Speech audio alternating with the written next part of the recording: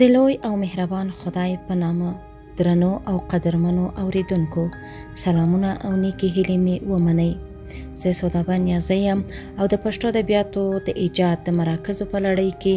نن تاسو ته دریم مرکز معرفي کوم. ملتان د پښتو ادبیاتو د ایجاد دریم مرکز دی. د مورخانو او د تاریخي کتابونو له لیکنو معلومیږي چې د لومړیو 2 اسلامي پیړیو په شاوخوا کې پښتانه په کافي تعداد د سلیمان د غرو له لمنو او د پښتونخوا له سیمو د سند او پنجاب سیمو ته ورغلی او میشت سوی وو. ځینې مورخان په دې عقیده دي چې په لومړیو اسلامي پیړیو کې په سند او ملتان کې د اسلامي حکومتونو د ټینګښت یو دلیل په هغو سیمو کې د پښتنو موجودیت وو. د پنجاب او سند سیمو ته کوچېدلي پښتانه د خپل شجاعت او مردانګۍ له پلوه په سیمه کې د راجاګانو او محلي حکومتونو د توجه وړ وو. له همدې امله د پنجاب په غربي برخو او ملتان کې له اوسیدونکو پښتنو څخه شیخ حمید لودي د 300 هجري قمري په شاوخوا کې د لاهور او پنجاب د راجا لخوا له ملتان نه نیولې تر لغمانه پورې د پرتو شاوخوا سیمو حکمدار وټاکل سو او راجا جیپاله د دغو پښتنو د حکومت په وسیله له خپلو غربي سرحدونو ځان ډاډمان کړ او په دې توګه د 4 هجري پیړۍ د 2 نیمایي په جریان کې د ملتان د لودیانو د حکمرانۍ بنسټ د شیخ حمید لودي لخوا کښېښول سو او په دې ډول پښتانه په اسلامي عصر کې د هند په یوه برخه کې قدرت ته ورسېدل چې د غربي پنجاب له ځینو برخو او ملتان نه سربیره د پښتونخوا او اوسني افغانستان ځینې سیمې هم تر لاس لاندې وې او د پاچاهۍ مرکز یې ملتان و. تر شیخ حمید لودي وروسته د لودیانو د پاچاهۍ سلسله د ده په کورنۍ کې جاري وه. په شیخ حمید پسې د ده زوی نصر او بیا یې لمسی داود د ملتان د لودي کورنۍ حکمرانان وو. د دې کورنۍ بقایا تر 422 هجري قمري پورې هلته وو. د ملتان د لودي شاهي کورنۍ یادونه مو په دې ځای کې ځکه وکړه چې له دغې شاهي کورنۍ څخه 2 تنه داسې کسان موږ ته ښکاره دي چې په پښتو پاړ کې ځینې پاته دي. نو د همدغو 2 تنو پخوانیو پښتنو ویناوالو د موجودیت له امله موږ د ملتان سیمه د پښتو ادبیاتو د ایجاد په لومړنیو مراکزو کې وشمارله. د ملتان د شاهي کورنۍ په 2 تنو ویناوالو کې یو نصر لودي دی او بل شیخ رضی لودي. د نصر لودي او شیخ رضی لودي لږ احوال او اشعار شیخ احمد ابن سید اللودي په خپل کتاب اعلام اللودي فی الاخبار اللودي کې راوړي دي. دا کتاب په 686 هجري قمري کال کې لیکل شوی دی. د دغو لودي پښتنو اشعار او احوال بیا کامران خان سدوزي په خپل کتاب کلید کامرانی کې د مخنی یاد سوي شیخ احمد ابن سید اللودي د کتاب لمخې راوړي دي.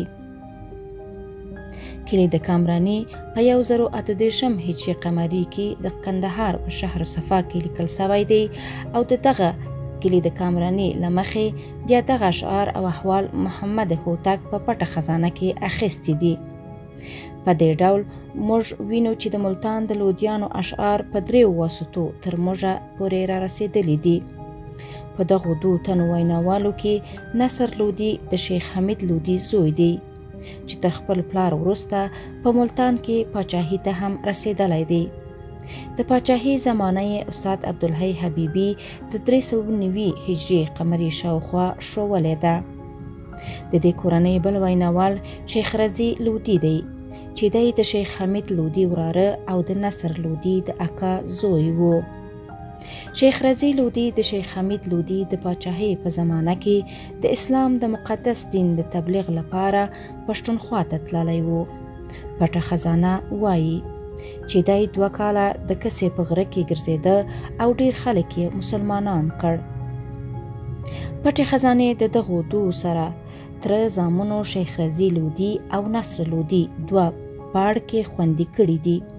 او دا پاړ کې د لیکونو خطونو په بڼه تبادله سوي دي. په دې پاړکو کې لومړی پاړکی د شیخ حمید رضی لودي دی چې د کسې له غره نه یې ملتان ته خپل د اکا زوی نصر لودي ته استولی دی. هغه شعر دا دی: د الحاد په لور د ترپلل ګروه دې زموږ وکاراوه، موږ رونلی په زیارنه تا په تور وتوراوه، لرغون ولې ګروهېدلې چې دې ګوشې اړاوه، هغه ګروه دې اوس اړه کړ چې پلرو دې راناوه، لودي ستا په نامه سپک سو که هر څو مو درناوه، نصره نه مو یې لکه حاله، نصره نه مو یې لکه حاله، لودي نه یې پکاوه، زموږ رغا د ستا له ګروهه د ورځلوی په رغاوه، زموږ رغا د ستا له ګروهه د ورځلوی په رغاوه. کله چې دا لیک په ملتان کې نصر ته رسېدلی دی، نو یې د ځواب په لاندې ډول ویلی دی. د نصر لودي ځواب دا دی: د الحاد په تور تورن سوم، زه لرغون خو ملحد نه یم، زما د شنه هسې تورا کړې، زما د شنه هسې تورا کړې، که ملحد یم د دشنه یم، له اسلامه نه ترپلمه، تورانو څخه په ترپله یم،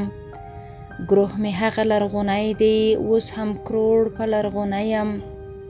د اسلام پر هسک به ظلم و تورانو ته تیاره یم،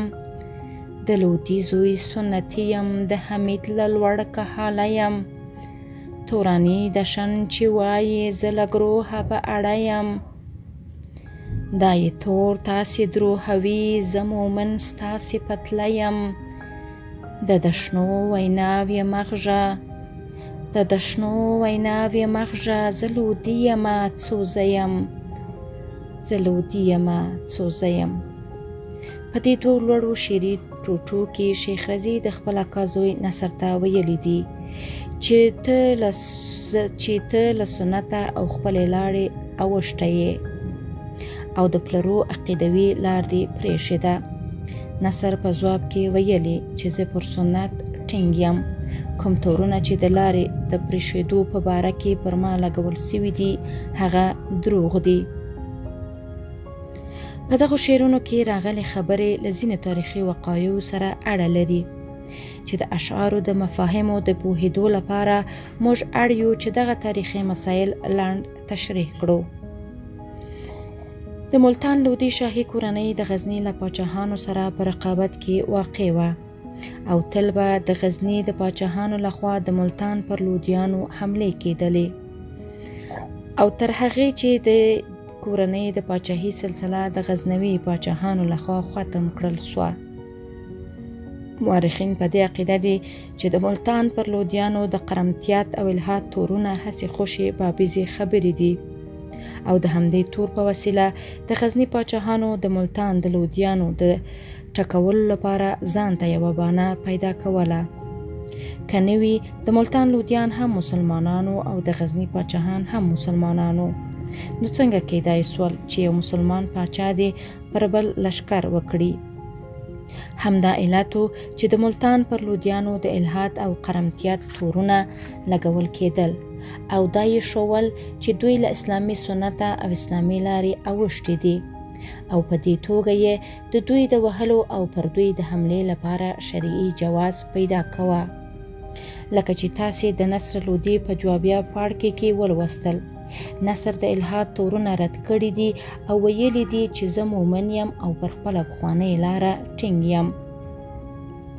ملتان یو له هغو سیمو څخه ګڼل کیږي چې په اسلامي 4مه پیړۍ کې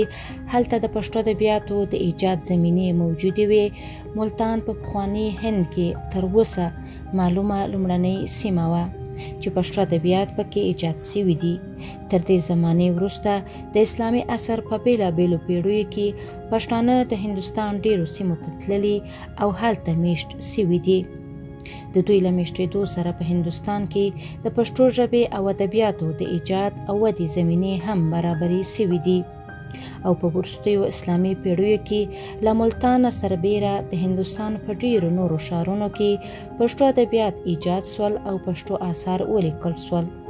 چې دا جریان له 4مې هجري پیړۍ نه تر نن ورځې پورې را روان دی.